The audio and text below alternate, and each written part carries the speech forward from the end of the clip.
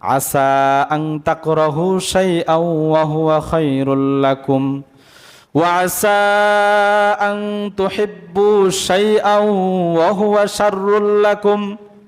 মুসলমান ভাইরা আমার, ইমাম মালিক রহমতুল্লাহি আলাইহির আম্মা কোরআনের আয়াত তেলাওয়াত করলেন। ওনারা তো আরবি বুঝতেন, যার অর্থ হচ্ছে, হে আমার প্রাণপ্রিয় স্বামী, আপনি যেটাকে অপছন্দ করতেছেন হতে পারে এর ভিতরে আল্লাহ বহু কল্যাণ রেখে দিয়েছেন, আর আপনি যেটা পছন্দ করেন হতে পারে ওর ভিতরে আল্লাহ কল্যাণ রাখে নাই, অকল্যাণ রেখে দিয়েছেন। যখন এই আয়াত তেলাওয়াত করছে, ইমাম মালিক রহমতুল্লাহি আলাইহির আব্বা, উনি অনেক বড় বুজুর্গ ছিলেন, তার মাথার ভিতরে কোরআনের আয়াত যখন তেলাওয়াত করছে, তার মাথার ভিতরে সাথে সাথে কোরআনের আয়াত কাজ করে ফেলেছে। ইমাম মালিক রহমতুল্লাহি আলাইহির আব্বার নাম ছিলেন আনাস রহমতুল্লাহি আলাই। উনি বিশাল বড় একজন আবেদ ছিলেন, ইবাদত গুজার ছিলেন। হযরত আনাস রহমতুল্লাহি আলাই যখন যুবক হয়ে গেলেন, তো ইমাম মালিক রহমতুল্লাহি আলাইহির দাদা চিন্তা করলেন, ছেলে বড় হয়েছে, ছেলেকে বিবাহ করানো দরকার। তো ছেলে অনেক দিনদারি ছেলে, সব আমল করে, তো যেরকম ছেলে ওরকম মেয়েই তো খুঁজতে হবে। তো ইমাম মালিক রহমতুল্লাহি আলাইহির দাদা ইমাম মালিক রহমতুল্লাহি আলাইহির আব্বার জন্য পাত্রী খুঁজতেছিলেন। পাত্রী খোঁজার সময় আমরা কিন্তু অনেক সময় বলে দেই বন্ধু বান্ধবদের, পাড়া প্রতিবেশীদের, যে আমার ছেলেকে বিবাহ করাবো, একটা পাত্রী দেখো, ভালো দেখে এরকম এরকম একটা পাত্রী দেখো। তো ইমাম মালিক রহমতুল্লাহি আলাইহির যে দাদা ছিলেন, উনি তার সন্তানকে বিবাহ করার জন্য অনেককেই খবর বলছে যে আমার সন্তানকে বিবাহ করাবো, তো তোমরা একটা পাত্রী দিও। পাত্রী খুঁজতেছে, পাত্রী আর খুঁজে পাওয়া যাচ্ছে না। তো এক পর্যায়ে ইমাম মালিক রহমতুল্লাহি আলাইহির দাদা একজন বন্ধু ছিলেন, ওনাকে বলল যে আমার ছেলেকে বিবাহ করাবো, একটা দিনদারি মেয়ে তুমি খুঁজে বের করো। তো উনি ইমাম মালিক রহমতুল্লাহির দাদার যে বন্ধু ছিল, উনি একটা পাত্রীর খোঁজ দিয়েছেন। দেওয়ার পরে বলতেছেন যে পাত্রী দিনদারির ব্যাপারে এক নম্বরে রয়েছে, এই দিনদারির ব্যাপারে আমি গ্যারান্টি দিয়ে দিচ্ছি, আপনি দেখে আসেন। তো ইমাম মালিক রহমতুল্লাহি আলাইহির যিনি দাদা ছিলেন, উনি পাত্রী দেখার জন্য যাবে। তো ইমাম মালিক রহমতুল্লাহি আলাইহির দাদা পাত্রী দেখার জন্য গেছেন। দেখার পরে মাশাআল্লাহ পছন্দ হয়েছে। তো পছন্দ হওয়ার পরে বাপ ছেলেকে বলতেছে যে পাত্রী তো আমাদের পছন্দ হয়েছে, চলো তুমি যাও পাত্রী দেখে আসো। তো আগেকার জামানায় আপনারা যারা ছিলেন, তো ওনারা ছেলে হোক মেয়ে হোক একটু বিয়ে শাদীর ব্যাপারে বাবা মাদেরকেই প্রাধান্য দিতেন, যে আপনারা দেখে আসছেন, আমার আর দেখার দরকার নাই। তো যদিও ইসলাম বলে একজন যিনি বিবাহ করবে তার জন্য উচিত হচ্ছে যাকে বিবাহ করবে তাকে দেখে নেওয়া। তো ইমাম মালিক রহমতুল্লাহ আব্বা দিনদারি এত বেশি ছিলেন যে ঠিক আছে, আপনারা দেখছেন বাবা মা, এতেই হয়েছে, আমার আর দেখার দরকার নাই। তো যখন দেখে আসলেন, আসার পরে বিবাহের দিন তারিখ ঠিক করে ফেলছেন। বিবাহ এক পর্যায়ে বিবাহ হয়ে গিয়েছে। বিবাহ হওয়ার পরে ইমাম মালিক রহমতুল্লাহি আলাইহির আব্বা উনি বাসর ঘরে যাবেন।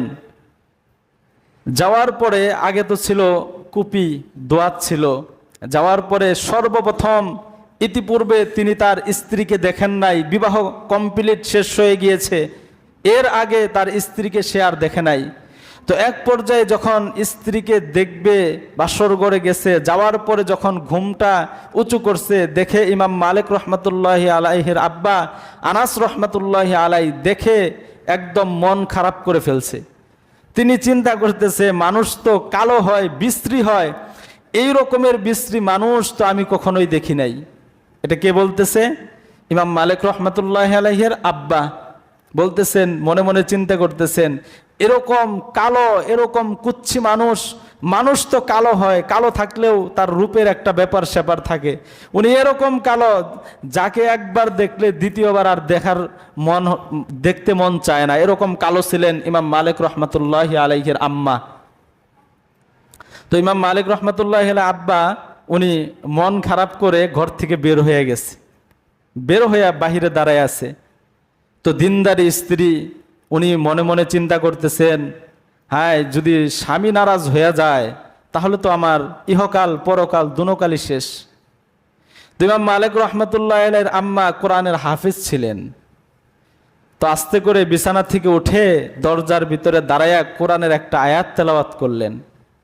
উনি বললেন, আসা আন তাকরাহু শাইআন ওয়া হুয়া খায়রুল লাকুম ওয়া আসা আন তুহিব্বু শাইআন ওয়া হুয়া শাররুল লাকুম। মুসলমান ভাইরা আমার, ইমাম মালিক রহমতুল্লাহি আলাইহির আম্মা কোরআনের আয়াত তেলাওয়াত করলেন। ওনারা তো আরবি বুঝতেন, যার অর্থ হচ্ছে, হে আমার প্রাণপ্রিয় স্বামী, আপনি যেটাকে অপছন্দ করতেছেন হতে পারে এর ভিতরে আল্লাহ বহু কল্যাণ রেখে দিয়েছেন, আর আপনি যেটা পছন্দ করেন হতে পারে ওর ভিতরে আল্লাহ কল্যাণ রাখে নাই, অকল্যাণ রেখে দিয়েছেন।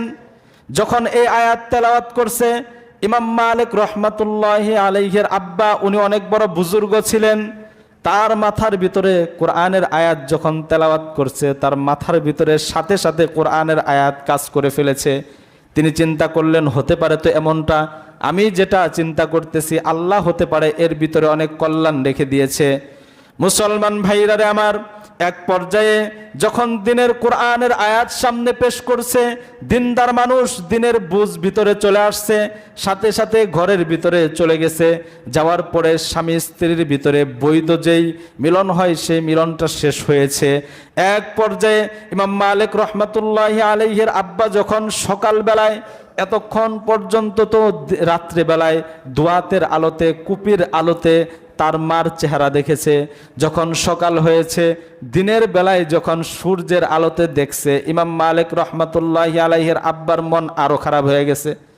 রাত্রেবেলায় দোয়াত দেয়া দেখছে, তো এটা তো ঝাপসা ঝাপসা ছিল।